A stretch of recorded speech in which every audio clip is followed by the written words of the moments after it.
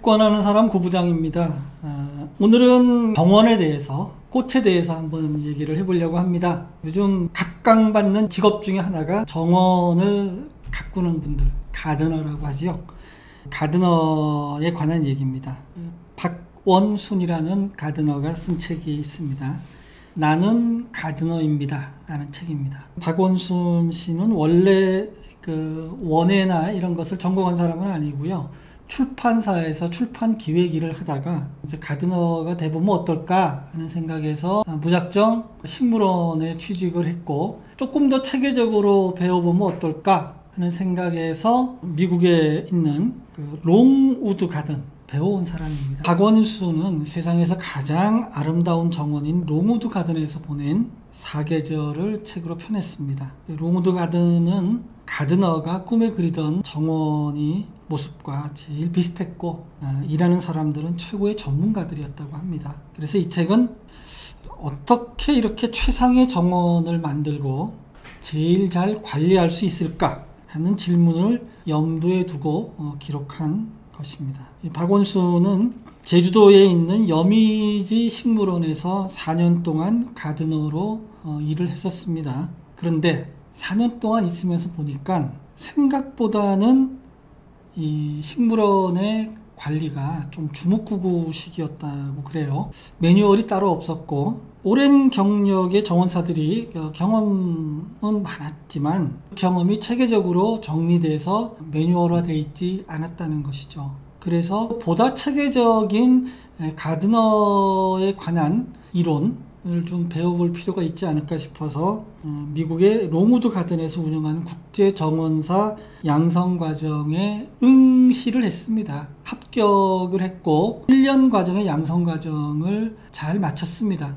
그리고 나서도 좀 더 부족하다고 생각했는지 델라웨어 대학교의 롱우드 대학원 2년을 마치고 돌아왔습니다. 그리고 다시 우리나라에서 가드너로 일을 하기 시작했는데요. 이 책이 나온 2017년에는 에버랜드에서 가드너로 일을 했고요. 2021년인 지금 국립세종식물원에서 근무하고 있습니다. 박원순은 롱우드 정원에서 가장 인상 깊었던 것은 수련연못이라고 하고 있습니다. 아주 거대한 잎을 펼치고 있는 빅토리아 수련, 그리고 육중한 몸매의 칸나, 연꽃, 이 수많은 수중생물들이 아주 기가 막히게 조화롭게 배치가 되어 있었다고 합니다. 수련은 수억 년 전에 지구상에서 가장 먼저 꽃을 피기 시작한 식물 중에 하나였습니다. 그래서 이 이집트에서는 신성한 꽃으로 여겼고 5,000년 전인 고대 중국에서도 이 수련을 키운 그 씨앗이 발견되기도 했습니다. 수련을 관리하기 위해서는 당연히 수련이 있는 물 호수 쪽으로 들어갔어야 됐죠. 가까이 다가가면 어떤 향수보다도 기흑하고 신비로운 향기가 아찔하게 뿜어져 나왔다고 합니다. 그런데 이 수련을 키우기 위해서는 매일 물 위에 뜬 부유물을 건져내야 했고요. 비료를 주어야 했습니다. 그리고 까맣게 몰려드는 진드기를 없애야만 했습니다. 그리고 오래된 화분에서는 아주 고약한 냄새가 뿜어났습니다. 겉보기에 아름다운 정원의 이면에는 매일매일 해마다 끝없이 반복되는 일과를 처리하면서 땀을 흘리는 가드너의 손길이 있었음을 알아야 되는 것이죠. 한 해 피고 사라지는 한 해살이 풀도 있고요. 여러 해 동안 살면서 꽃을 해마다 피우는 여러 해살이 풀도 있습니다. 박원순은 1년 초 화단은 1년에 한 번씩 지웠다 그리는 화이트보드 위에 그림 같다 이렇게 얘기를 했고요.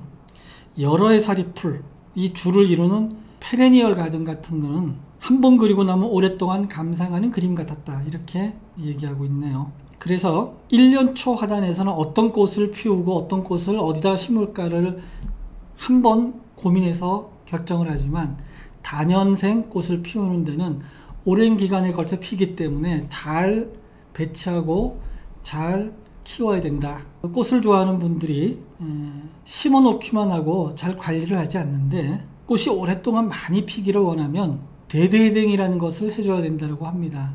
데드헤딩이란 시든 꽃을 따주는 것입니다. 봄에 새순이 올라올 때 줄기를 잘라주면 옆으로 곁가지가 많이 나와서 꽃이 풍성해진다고 합니다. 또 가을이 되어서 해가 짧아지고 기온이 내려가면 식물은 본능에 따라서 자연스럽게 꽃을 덜 피우고 열매를 맺으려 하는데, 그렇기 때문에 생육을 멈추고 잎은 단풍이 들거나 시들기 시작합니다. 이때 열매를 맺지 않도록 계속 시든 꽃줄기를 제거해주면 식물은 자신이 가진 에너지를 계속 꽃망울을 터뜨리는데 사용하게 됩니다. 그래서 오랫동안 많은 꽃을 볼 수 있는 그런 기술이 하나다, 이렇게 얘기하고 있습니다. 박원순이 특별히 언급하고 있는 그 정원 중에 하나가 바로 고사리 정원입니다. 롱우드 가든에도 고사리 정원이 있었는데요. 우리가 흔히 반찬으로 많이 먹는 것 중에 하나가 고사리죠. 그런데 이 고사리가 무려 3억 6천만 년 전에 태어난 화석 식물 중에 하나다, 이렇게 얘기하고 있습니다. 3억 6천만 년 전에 태어나서 공룡의 시대를 거치면서 전성기를 구가했었죠. 그런데 그 오랜 기간 동안 고사리는 거의 형태를 변하지 않고 살아남았습니다. 단순하지만 아주 뛰어난 적응력을 가지고 있는 것이죠. 고사리는 남극을 제외하고는 지구상 어디에서나 자라는 아주 왕성한 생명력을 자랑하고 있는 식물이기도 합니다. 박원순이 자세하게 설명하고 있는 곳이 국화입니다. 그 중에서도 천송이 국화를 키우기 위해서 어떤 노력이 들어가는지에 대해서 쓰고 있는데, 내용이 재미있어서 한번 소개를 해드릴까 합니다. 천송이 국화는 한 해에 되는 것이 아니고 1년 반 걸려서 만들어진다고 합니다. 천송이 국화란 국화 한 줄기에서 국화꽃이 1000개를 핀다, 그래서 이 천송이 국화라고 하죠. 천송이 국화는요, 7월 말부터 이듬해 4월까지 꽃눈이 생기지 않도록 밤마다 인공 조명을 해서 꽃이 피지 않도록 해야 된답니다. 이렇게 해서 이제 키운 국화들 중에 8개의 줄기를 가진 국화가 선발이 되고, 그래서 이 8개가 천송이 국화의 후보가 됩니다. 몇 차례에 걸쳐서 좀 더 큰 화분으로 옮겨주면서 천송이 국화가 될 국화를 선정하게 되는데, 최종적으로는 2개가 남는다고 합니다. 하나는 이제 혹시 잘못되면 대체할 수 있는 그런 국화입니다. 그리고 이제 9월이 되면 한 줄기당 하나의 꽃눈만 남기고 다른 꽃눈들은 다 제거합니다. 이 다 자란 천송이 국화는 하루에 약 20리터의 물을 마신다고 합니다. 그리고 지름이 3m가 넘습니다. 그래서 이걸 옮기려면 대형 트레일러에 싣고 초저속으로 운반합니다.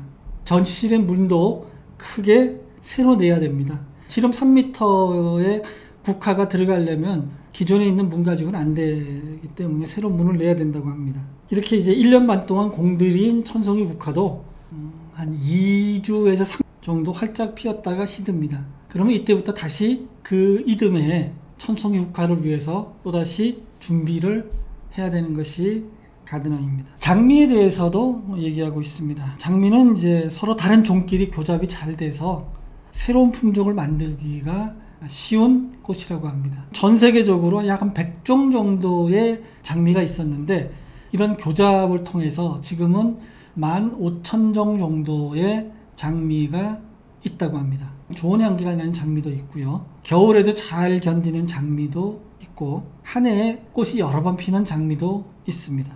특히 장미는 빨간색, 노란색, 파랑, 주황색, 보라색 등 우리가 생각하는 모든 종류의 색을 낼 수 있는 꽃으로 개량이 됐습니다. 박원순은 지금 베란다나 또는 사무실 책상 위나 또는 집에서도 어떤 식물이라도 키운다면 이미 가드너 생활을 하고 있는 것 아니겠느냐라고 얘기합니다. 또 여행 중에 새로운 꽃을 발견하고 이름을 궁금해한다면 역시 가드너로서의 소양을 지닌 것이다, 이렇게 얘기하고 있습니다.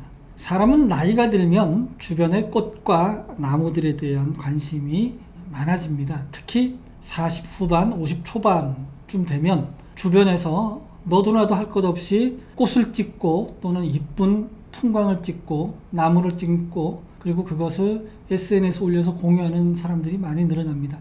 제 주위에 있는 친구들도 그렇습니다. 남녀 구분이 없습니다. 그렇게 되면 이 사람들이 나이가 들었구나, 이렇게 얘기하고 있습니다. 저도 한 10여 년 전부터 이런 수목원 몇 번 가본 적이 있습니다. 특히 가평에 있는 아침고요 수목원은 가족들하고도 여러 번 가본 적이 있고요. 태안에 있는 천리포 수목원도 친구들하고 간 적이 있습니다. 경기도 광주의 화담숲도 대단히 유명하지요. 가서 보면 포근하고 참 좋더라고요. 저도 이 가든으로서의 소양을 어느 정도 가지고 있는 것은 아닌가 생각을 해봅니다. 박원순은 가드너가 되기에 이르거나 늦은 나이는 없다 라고 합니다. 어떤 계기이건 간에 어느 날 식물과 정원에 대한 관심이 생긴다면 그 사람은 가드너로서의 길에 접어든 것이다. 그리고 이들을 위한 교육 프로그램들이 이미 많이 개설이 되어 있습니다. 계절마다 피어나는 꽃은 아름답지만 그 아름다움을 보존하고 극대화하기 위해서 가드너들은 늘 바쁘게 움직이고 있습니다. 가드너는 정원에 존재하는 모든 요소들과 그에 영향을 미치는 환경을 잘 알고 컨트롤할 수 있어야 합니다. 마치 오케스트라의 지휘자처럼 가드너는 정원의 모든 요소들이 서로 조화를 이루면서 아름답게 살아가도록 세심하게 살펴야 합니다. 다양한 환경에서 식물들의 어우러짐을 관찰하고 미적인 아름다움을 발견하는 것도 가드너의 몫입니다. 혹시 꽃이 아름답게 느껴지고 수목원이 가볼 만한 곳이다라고 생각을 하시면 이 가드너에 대해서도 한번 공부해 보시기 바랍니다. 나는 가드너입니다. 라는 책에 대해서 제가 주는 별점은 3입니다.